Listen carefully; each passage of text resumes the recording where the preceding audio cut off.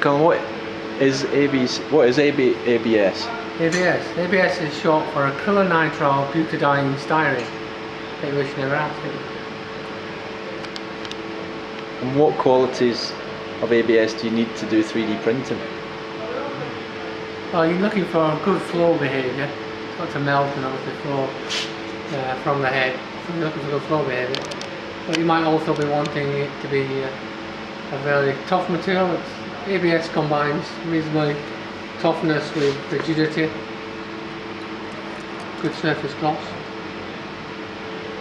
And what in ABS makes it adhere together? The strands adhere? Probably the styrene, well, the styrene acrylonitrile phase, you've got a rigid styrene acrylonitrile phase and a rubbery butadiene rich phase, and it's the styrene and styrene acrylonitrile that makes it easily mold together. It's quite important.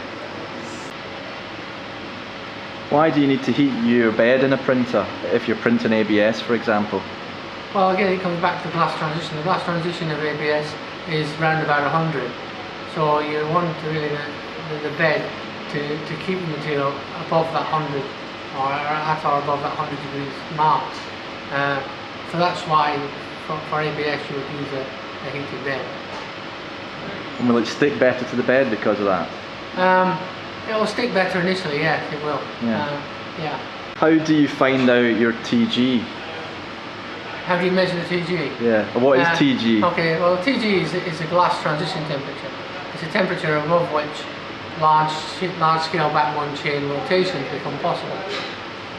We usually measure it by measuring a physical property that changes markedly at the TG. An example of that would be the specific volume, the volume occupied by a given mass of material. But an easier quantity to measure, perhaps, is a change in specific heat, which you can measure using differential scanning calorimetry, or DSC for short. And that's quite a quick and easy automated test, so most people will determine TG by DSC. Conductive ABS, what is it that makes it conductive? Electrical, you mean? Yeah, electric conductive ABS.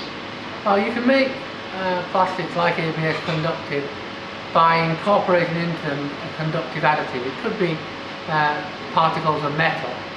You don't need to have them actually touching, but the particles need to be near to each other so that the electric charge can be carried from, like stepping stones if you like, across a river, jumping from one to the next.